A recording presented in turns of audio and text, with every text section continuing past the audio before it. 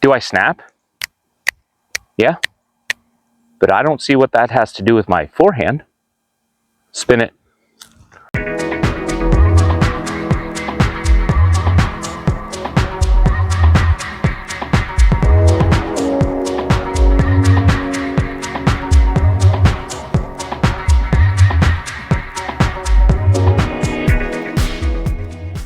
Hey DMD family, welcome back to another Discs MD video. Bunky here, and I just wanted to put out a quick video here. I'm working on my forehand. This is my Building My Forehand series, working with my coach Josh, and he gave me some basic pointers with grip and arm slot and wrist action. I went out to shoot around the other day with my family, and the first 3 or 4 holes I had a good number of forehand shots that I had to throw. And on all those shots, I thought I was keeping the elbow away from the body, and cocking the hand back and snapping the disc. But then I realized something on my last forehand that just went absolutely wrong. I think snapping.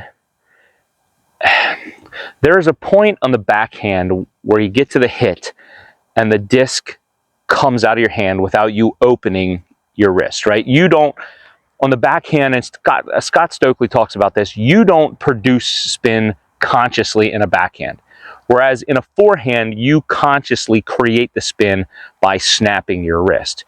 But I think the same philosophy applies to the forehand that applies to the backhand about spin. Is you want the torque of your arm speed to help you generate more spin.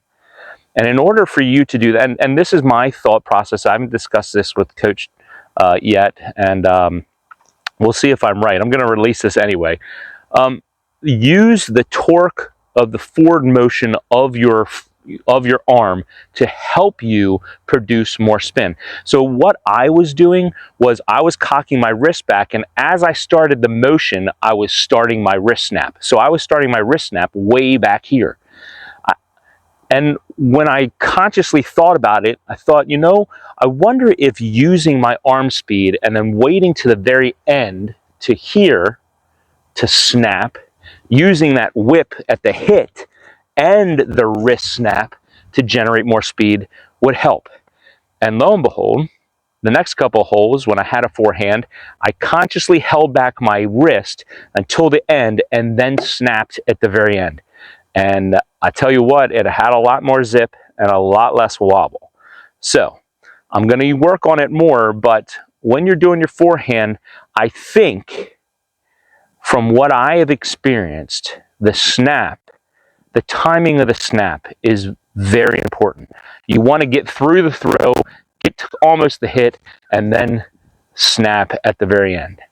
The other thing that I found myself doing was short arming, right? I think I've mentioned this in another video, is where I get to the end of my throw and I do one of those numbers instead of following my disc through.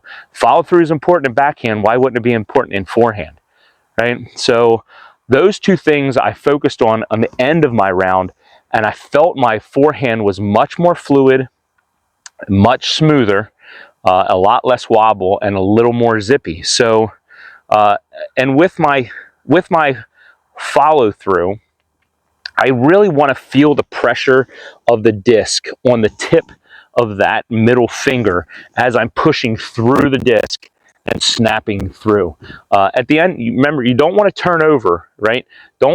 When you get to the end and you do that wrist snap and follow through, don't turn your hand over, because you're going to turn the disc over and it's going to burn into the ground. Make sure you're feeling the pad of that finger on the edge of your disc all the way through the follow through. At least I have to. That tells me that I'm behind the disc and I'm following through correctly. And I don't know if you've seen before, and I'm going to tilt the screen a little bit up here. In one of my putting videos, Calvin Heimberg says he practices the finger pop just sitting on the couch or standing. I have a short, a reel with this, me doing this just whenever, just sitting there and finger popping the disc up in the air.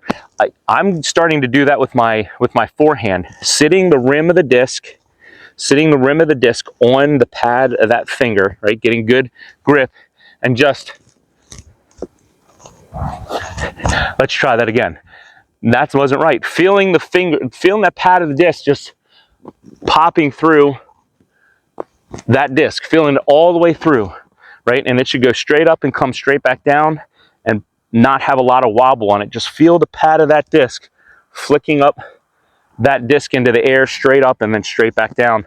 Is a good way that I found to practice the feel of this, and then when I get out to the field or on a course, I can really feel it in action. So I'm going to go over to the field. I'm going to throw a couple forehands. You've seen my last video of my my first forehand improving video.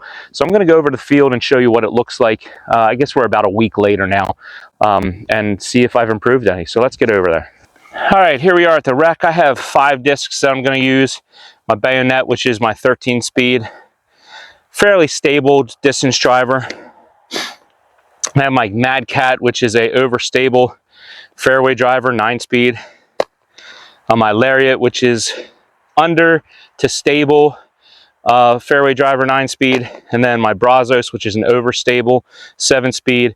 And my Frio, which is an understable-ish to stable 7 speed as well. So again, arm slot out, cock the wrist back, snap through at the end, pushing through and following through well.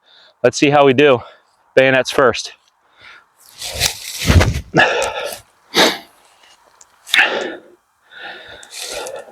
Follow through wasn't great there. I turned my wrist over, felt it up here instead of right here, and that's one way I know if I'm turning it over, if I feel the disc cut in down here instead of on that pad. So I really need to push through and not turn that hand over and push through, snap through with the pad of that finger and follow through.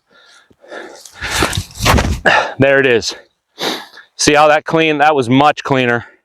Again, an overstable 9 speed in the Mad Cat there. Sort of like a Thunderbird. Think Thunderbird when you hear Mad Cat. Lariat, understable-ish to stable, 9 speed. Turn that one over. But still, decent flight. Just torqued it over at the end there. Again, need to better follow through. There it is. That's my Frio. Much better padding, pressure on the pad there. And then the last one is the Brazos. Oh yeah, that one felt the best. Pushing it through, snapping at the end, following through, feeling pressure on the pad of that finger, and then making sure, you know, that snap comes at the very end. I don't know, just some things that I've been working on, helping with my consistency with my forehand. So hopefully they help you out and you can use them for your forehand. And until next time, enjoy the journey. Here's your verse of the day.